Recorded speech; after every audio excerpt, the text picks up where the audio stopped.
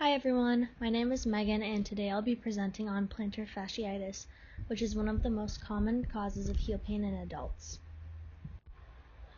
Plantar fasciitis is a degenerative condition affecting the plantar fascia in the foot, which is a thick band of connective tissue that runs from the heel to the toes.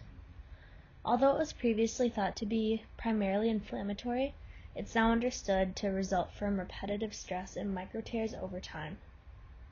This makes it more of a chronic overuse condition rather than an acute injury. The etiology of plantar fasciitis is multifactorial. The most common cause is overuse or repetitive strain, especially in individuals who spend long periods of time standing or walking. Biomechanical factors, such as having flat feet, high arches, or a tight Achilles tendon, can increase stress on the plantar fascia. Other contributing factors include improper footwear and obesity or rapid weight gain. Plantar fasciitis most commonly affects adults between the ages of 40 and 60 years old. It's especially common in runners and athletes, as well as individuals in occupations that require prolonged standing, such as healthcare workers or teachers. It affects both men and women, although it is slightly more common in women. The primary symptom is sharp heel pain, especially during the first steps in the morning or after long periods of rest. Pain often improves with movement, but may return after prolonged activity. Individuals may also experience tight calf muscles and tenderness along the inner heel. These symptoms can significantly impact daily activities such as standing, cooking, and work-related tasks. Plantar fasciitis is typically a self-limiting condition.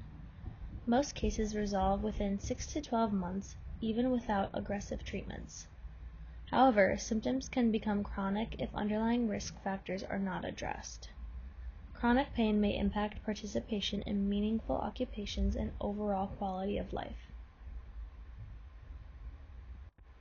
As for precautions, there are several important precautions to consider. High-impact activities, such as running on hard surfaces, should be avoided, especially early on. Prolonged standing without support can also worsen symptoms, and it's important to monitor pain levels and gradually return to an activity.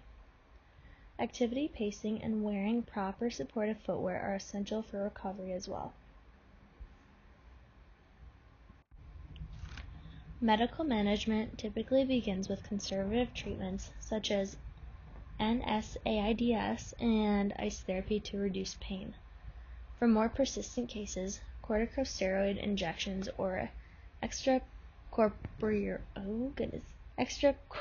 shockwave therapy may be used. Surgery is rare and usually only considered when other treatments have not been effective in the past. For plantar fasciitis, rehabilitation is a key component of recovery. Physical therapy focuses on stretching the plantar fascia and the Achilles tendon, as well as strengthening the muscles that support the foot. Orthotics are also commonly used, and some examples are heel cuffs and arch supports, and those can help reduce strain and improve alignment in the foot. And then from an occupational therapy perspective, the focus is on supporting participation in daily activities. This can include modifying ADLs, such as completing tasks in a seated position or pacing morning routines.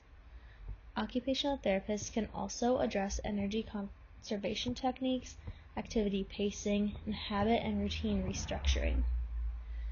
Workplace accommodations, such as anti-fatigue mats, rest breaks, and alternating between sitting and standing can also help reduce symptoms of plantar fasciitis. As for community resources, I found these specific ones around the Twin Cities that would be good for people with plantar fasciitis. So local orthopedic clinics such as TRIA, Summit Orthopedics provide specialized care and rehab services. And then organizations like Mayo Clinic can offer educational resources and access to care. And then the Minnesota Department of Labor and Industry can also provide support for workplace ergonomics and safety. And then also for support and education, apta.org can help you find licensed PTs. And then there's the same thing for the Minnesota Podiatry Medical Association. To conclude my presentation, I have 2 discussion questions. The first one is, what occupation-based interventions would you design for a client whose job requires prolonged standing? And the second is, how can occupational therapy address the psychosocial impacts of chronic plantar fasciitis?